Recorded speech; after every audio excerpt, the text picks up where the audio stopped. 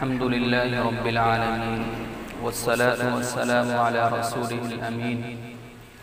أما بعد فأعوذ بالله من الشيطان الرجيم بسم الله الرحمن الرحيم كل نفس ذائقة الموت وقال تعالى في مقام آخر إذا جاء نصر الله والفتح ورأيت الناس يدخلون في دين الله أفواجا فسبح بحمد ربك واستغفر إنه كان توابا وقال النبي صلى الله تبارك وتعالى عليه وسلم زوروا القبور فإنها تذكر الموت وقال في مقام آخر القبر روضة من رياض الجنة أو حفرة من حفر النار أو كما قال صلى الله تعالى عليه وسلم ملے خاک میں اہل شاہ کیسے کیسے ملے خاک میں اہل شاہ کیسے کیسے مکیں ہو گئے بے مکاں کیسے کیسے ہوئے نامور بے نشاں کیسے کیسے زمین کھا گئی آسماں کیسے کیسے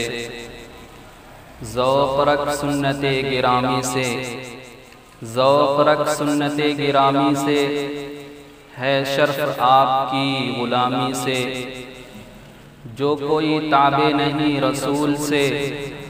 جو کوئی تابع رسول نہیں لاکھ عبادت کرے قبول نہیں معزز سامعین کرام اور میرے عزیز بھائیوں،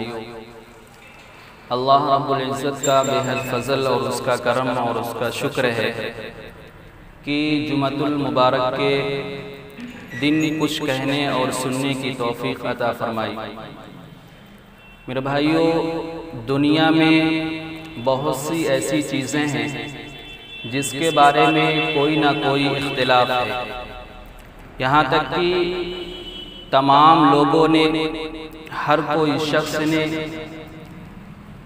ہر چیز میں اختلاف کیا ہے اور تمام لوگوں نے اپنے اپنے خیالات پیش کرتے ہیں اور اپنا الگ الگ علیحدہ نظریہ بھی بیان کرتے ہیں، یہاں تک کہ لوگوں نے وحدہ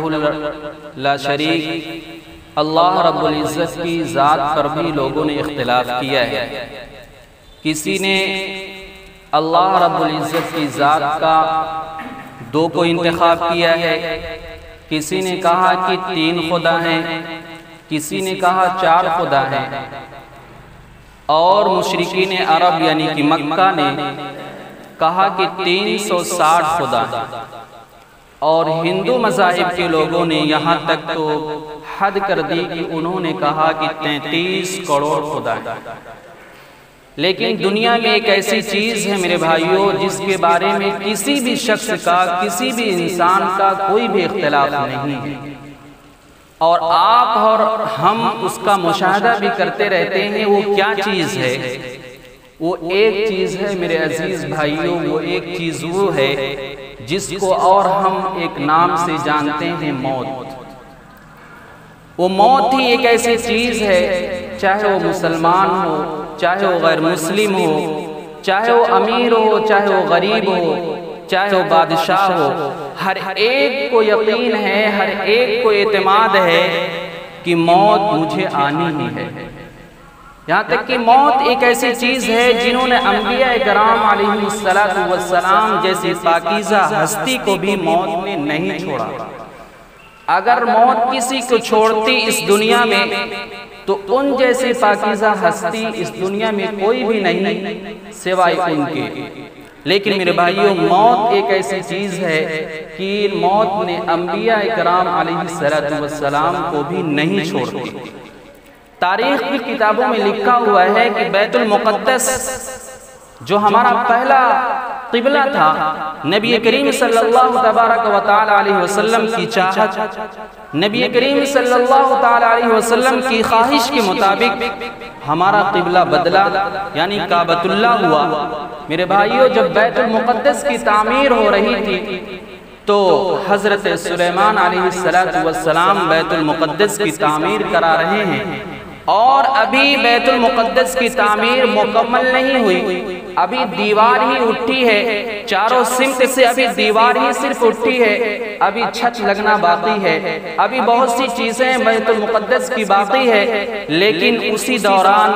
ملک الموت کا فرشتہ حضرت سلیمان علیہ السلام کے سامنے حاضر ہوتا ہے، پیش ہوتا ہے اور عرض کرتا ہے کہ اے پیغمبر رسول، اے اللہ رب العزت کے رسول، اے نبی، اے اللہ رب العزت کے نبی، اب تمہارا آخری وقت آ گیا ہے، اب تمہارا آخری لمحہ آ گیا ہے، لہٰذا آپ کو اب دنیا سے تشریف لے جانا ہوگا۔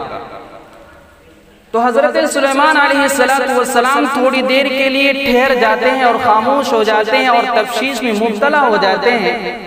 آخر یہ کیا ماجرا ہے اللہ رب العزت؟ ابھی تو تیرا گھر بیت المقدس جو ہے ابھی تعمیر ہونے کو باقی ہے، ابھی اس کی تعمیر مکمل نہیں ہوئی، تو میری جان کیوں لینا چاہ رہا ہے اے میرے پروردگار؟ آخر اگر تو مجھے جب اٹھا لے گا، میری روح کو قبض کر لے گا، تو آخر یہ جو بیت المقدس جو تیرا گھر ہے، جو پاکیزہ گھر تیرا بننے جا رہا ہے، ابھی تیار نہیں ہوا، اس کی تعمیر کون کرائے گا؟ تو اللہ رب العزت کا جواب سنیے میرے بھائیوں، توجہ کرنے کی ضرورت ہے، غور کرنے کی ضرورت ہے۔ اللہ رب العزت فرماتے ہیں کہ اے میرے پیغمبر، اے میرے رسول، اے میرے نبی، آپ کیوں بہانہ کرتے ہو کہ ابھی تعمیر مکمل نہیں ہوئی ہے، ابھی بیت المقدس کی تعمیر نہیں ہوئی ہے، بہانہ کیوں کرتے ہو؟ تو اللہ رب العزت کے سامنے سلیمان علیہ السلام کہتے ہیں کہ اللہ رب العزت آپ کو پتہ ہی ہے کہ ابھی بیت المقدس تعمیر نہیں ہوئی ہے، تو مجھے زندہ رہنا ضروری ہے، اگر میں نہ رہا تو کیسے مکمل تعمیر ہوگی؟ یہ بیت المقدس کی تعمیر کیسے مکمل ہوگی؟ تو اللہ رب العزت کہتے ہیں کہ دیکھیے سلیمان، اس بیت المقدس کی تعمیر کرانا میرا کام ہے، تمہارا کام نہیں ہے، لہٰذا تمہارا وقت مکمل ہو چکا ہے، لہٰذا تمہارا وقت پورا ہو چکا ہے، اب تمہیں دنیا میں رہنے کی ضرورت نہیں ہے، اب تمہیں دنیا میں رہ کر کام کرانے کی ضرورت نہیں ہے، بلکہ میں تم کو ایک طریقہ بتاتا ہوں اور اس طریقے کے ذریعے میں اس بیت المقدس کی تعمیر کرا دوں گا۔ تو سلیمان علیہ السلام عرض کرتے ہیں بار الہ، آخر وہ کیا چیز ہے، آخر وہ طریقہ کیا ہے جس طریقے سے لوگ یہ بیت المقدس کی تعمیر کر چکیں گے؟ اور بیت المقدس کی جو تعمیر کرنے والے تھے وہ جنات کی قوم تھی۔ تو میرے بھائیوں، حضرت سلیمان علیہ السلام جیسی شخصیت، جیسی حیثیت رکھنے والے پیغمبر جو جناتوں پر حکومت کرتے تھے، جناتوں پر بادشاہت کرتے تھے، ہواؤں پر بادشاہت کیا کرتے تھے، چرند پرند پر بادشاہت کیا کرتے تھے، تو کہتے ہیں کہ آپ ایک عصا لیں۔ اللہ رب العزت کی جانب سے آواز آتی ہے کہ اے سلیمان، آپ اپنے ہاتھ میں ایک عصا لیں اور اس عصے کو لے کر بیت المقدس کے سامنے، جہاں بیت المقدس تعمیر ہو رہا ہے، اس کے سامنے، اس جگہ کے سامنے آپ کھڑے ہو جائیں، اور آپ جب کھڑے ہوں گے اس عصا کو لے کر، تو آپ کی روح اسی دوران آپ کی روح قبض کر لی جائے گی۔ چنانچہ ایسا ہی ہوتا ہے کہ حضرت سلیمان علیہ السلام ایک عصا لیتے ہیں، ایک لاٹھی لیتے ہیں، اور بیت المقدس جہاں تعمیر ہوتا ہے اسی کے سامنے آپ آ کر کھڑے ہو جاتے ہیں۔ اس کے بعد آپ کھڑے ہوتے ہیں، اور آپ کھڑے ہوتے ہیں، اس کے فوراً کے بعد ملک الموت کا فرشتہ آتا ہے اور آپ کی روح مبارکہ کو لے کر اللہ رب العزت کی خدمت میں حاضر ہو جاتا ہے۔ آپ سلیمان علیہ السلام کی روح قبض ہو جاتی ہے، روح نکل جاتی ہے، آپ عصا لے کر کھڑے ہیں۔ جنات لوگ یہ سمجھ رہے ہیں کہ ابھی سلیمان علیہ السلام سلیمان ہمیں دیکھ رہے ہیں، اگر ہم کام نہیں کریں گے تو ابھی ہمیں ڈانٹیں گے، اگر ہم کام نہیں کریں گے تو ابھی ہمیں پھٹکار پڑے گی۔ چنانچہ اسی طرح سلیمان علیہ السلام صدیوں، کئی صدیوں تک آپ سلیمان علیہ السلام کھڑے رہے۔ چنانچہ جب تعمیر مکمل ہو گئی، تعمیر پورا ہو گیا، بیت المقدس تیار ہو گیا، اس کے بعد کیا ہوتا ہے کہ کہ اس لاٹھی کو اس عصا کو نیچے سے گھن لگتا ہے، گھن لگنے کے بعد اس کے بعد وہ عصا کمزور ہو جاتا ہے، کمزور ہو جانے کے بعد وہ عصا ٹوٹ جاتا ہے، جس دوران وہ عصا ٹوٹتا ہے اسی دوران وہ لاٹھی گر جاتی ہے، اور جب سہارا ٹوٹ جاتا ہے پھر حضرت سلیمان علیہ السلام زمین پر لیٹ جاتے ہیں، گر جاتے ہیں۔ اس کے بعد پتہ چلتا ہے جناتوں کو، دیکھیے ہمارے بادشاہ جو تھے ان کا انتقال ہو گیا اور ہمیں پتہ ہی نہیں چلا۔ تو میرے بھائیو اللہ رب العزت کیا فرما رہے تھے کہ اے سلیمان تم بہانہ کیوں کرتے ہو کہ مکمل ابھی بیت المقدس کی تعمیر مکمل نہیں ہوئی ہے، تو میں اس کی تعمیر بیت المقدس کی تعمیر کو مکمل کرانا میرا کام ہے، لہٰذا آپ کو دنیا سے تشریف لانا ضروری ہے۔ تو میرے بھائیو اس جیسی پاکیزہ ہستی کو، اس جیسے نبی کریم، اس جیسے پیغمبر رسول کو اس دنیا سے بھی جانا پڑا ہے۔ میرے بھائیو ایک ہمیں بھی ہیں اور ہمیں بھی اور ہم سب کو بھی اس دنیا سے جانا ہے، تو کیا ہم نے بھی کبھی اس دنیا سے جانے کی غور کیا ہے کہ ہم دنیا سے جب جائیں تو کس طرح جائیں گے؟ کیا ہم نے کبھی سوچا ہے کہ ہم نے اس دنیا سے جانے کے لیے کیا کوئی سامان تیار کیا ہے کہ نہیں؟ ایک مثال میں دیتا ہوں آپ کے سامنے۔ آپ جب کہیں جاتے ہیں کسی مہمان کے ہاں، آپ جب کہیں کسی کے گھر جاتے ہیں مہمان بننے کے، تو آپ کیا کرتے ہیں؟ اس کے ہاں پہنچنے سے پہلے کسی چوراہے پر، کسی دکان پر، کسی بڑی اچھی دکان پر آپ جاتے ہیں، اور جانے کے بعد وہاں کچھ توشے لیتے ہیں، وہاں سامان لیتے ہیں، وہاں سے پھل فروٹ لیتے ہیں، پھر اس کے بعد اس گھر کو جاتے ہیں جہاں آپ کو جانا ہے مہمان بننے کے لیے۔ تو میرے بھائیو ذرا بتلاؤ، اگر آپ خالی ہاتھ جاتے ہیں اس گھر، آپ خالی ہاتھ یعنی ننگے ہاتھ اس کے گھر مہمان بننے کے جاتے ہیں، تو آپ کا دل گوارا نہیں کرتا کہ ہم خالی ہاتھ فلاں کے گھر جائیں مہمان بن جائیں۔ تو میرے بھائیو آپ خالی ہاتھ اپنے رب کے بارگاہ میں جائیں گے تو کیا بھلا بتاؤ یہ کوئی اچھی بات ہے؟ ہرگز نہیں اچھی بات ہے۔ جب آپ دنیا میں ایک فلاں گھر کے پاس، ایک فلاں شخص کے ہاں مہمان بننے جاتے ہو، آپ خالی ہاتھ جانے کو تیار نہیں رہتے، آپ خالی ہاتھ جانے کو گوارا نہیں کرتے، تو بھلا بتاؤ اس دنیا سے جب آخرت کی دنیا میں جائیں گے تو خالی ہاتھ لے کر جائیں، یہ گوارا کرنے کی بات ہے؟ ہرگز نہیں، ہرگز نہیں میرے بھائیوں۔ ہونا یہ چاہیے جس طرح ہم دنیا میں کسی کے یہاں گھر جاتے ہیں، مہمان بننے کے لیے جاتے ہیں، تو خالی ہاتھ جانے کو تیار نہیں ہوتے ہیں، کچھ نہ کچھ سامان لے کر جاتے ہیں تاکہ ہماری وہاں بےعزتی نہ ہو، تاکہ ہماری وہاں پر رسوائی نہ ہو، تاکہ ہمیں وہاں ذلت کا سامنا نہ کرنا پڑے۔ تو میرے بھائیوں وہاں جب پورا محشر قائم ہوگا، وہاں جب لوگوں کے سامنے، وہاں جب پوری دنیا کے انسان ہوں گے، تو ہمارے پاس جب کوئی سامان نہ ہوگا، ہمارے پاس جب کوئی نیکی نہیں ہوگی، ہمارے پاس جب کوئی اعمال نہ ہوں گے، تو وہاں کوئی شرمندگی نہیں ہوگی، ہرگز ہوگی۔ تو میرے بھائیو یہی غور کرنے کی بات ہے کہ یہی دنیا میں رہ کر ہم چند دن کی زندگی ہے، یہاں دنیا میں رہ کر ہم زندگی میں اپنی نیکیوں کو بنا لیں، اپنے اعمال کو درست کر لیں، اپنے معاملات کو درست کر لیں، اپنے معاشرے کو درست کر لیں۔ ہمارے معاشرے میں ایک بہت بڑی بیماری پھیل چکی ہے، ایک بہت بڑی بیماری پھیل چکی ہے جس کو کہتے ہیں غیبت۔ یہ غیبت بہت ہی بڑی بیماری ہے میرے بھائیو، حدیث پاک میں آتا ہے الغیبت اشد من الزنا، یہ جو غیبت ہے یہ زنا سے بھی بڑھا ہوا ہے، لیکن اور ہم آپ اس کو بہت ہی معمولی سی بات سمجھتے ہیں، بہت ہی کم تر بات سمجھتے ہیں، بہت ہی چھوٹی بات سمجھتے ہیں۔ ہوٹل ہو یا کوئی گھر ہو، 4-5 لوگ اکٹھا ہوتے ہیں تو ایک دوسرے کی برائیاں کرنے لگتے ہیں، ایک دوسرے کی برائیاں کر لیتے ہیں، ایک دوسرے کے اوپر تہمت لگا دیتے ہیں۔ یہ بہت بڑی کمزوری ہے، یہ بہت بڑے گناہ ہیں میرے بھائیوں، اس سے بچنے کی کوشش کریں۔ اللہ تبارک و تعالی مجھے بھی اور آپ سب کو بھی اس پر عمل کرنے کی توفیق عطا فرمائے۔ میرے بھائیوں یہ موت ایک ایسی چیز ہے جس کے بارے میں کسی بھی شخص کا اختلاف نہیں ہے میرے بھائیو۔ ایک ہماری موت ہوتی ہے، ایک آپ کی موت ہوتی ہے، لیکن ہماری اور آپ کے موت میں کوئی فرق نہیں ہے، لیکن ایک موت ہمارے نبی پاک علیہ السلام کی موت ہے۔ وقت بہت ہی مختصر ہے، میں بس نبی کریم صلی اللہ تبارک و تعالی علیہ وسلم کا جو آخری وقت ہے وہی پہلو رکھ کر آپ کے سامنے سجدہ ہوں گا اور اپنی بات کو ختم کروں گا۔ میرے بھائیو نبی کریم صلی اللہ تبارک و تعالی علیہ وسلم کی آخری صلی اللہ علیہ وسلم کا آخری وقت ہے، ہم سب کا بھی ہم سب کی جب وفات ہوتی ہے، ہم سب جب دنیا سے جانے لگتے ہیں تو سوچتے ہیں کہ ہماری ملاقات فلاں سے ہو جائے، ہماری ملاقات فلاں سے ہو جائے، ہم چاہتے ہیں کہ ہمارا بیٹا ہمارے سامنے ہو جب ہماری موت ہمارا ہماری روح نکل رہی ہو، لیکن ہمارے نبی پاک علیہ السلام کی شان کیا ہے میرے بھائیو، اس پر ہمارے نبی پاک علیہ السلام پر جتنی بھی درود بھیجے جائیں، جتنی بھی جانیں قربان کیے جائیں کم ہے میرے بھائیو۔ اللہ رب العزت کے جناب محمد عربی صلی اللہ تبارک و تعالی علیہ وسلم کا آخری وقت ہے، پیغمبر ملک الموت تشریف فرما ہے، حضرت جبرائیل علیہ السلام اندر داخل ہوتے ہیں اور کہتے ہیں السلام علیکہ یا رسول اللہ، اللہ کے نبی صلی اللہ علیہ وسلم آپ کو سلامتی ہو۔ تو حضرت جو نبی کریم صلی اللہ علیہ وسلم ارشاد فرماتے ہیں کہ اے جبرائیل آپ بہت خوش مزاج نظر آ رہے ہیں، آخر کیا وجہ ہے اس میں خوشی کی، آخر کیا وجہ ہے اس خوش رہنے کی، خوش ہونے کی؟ تو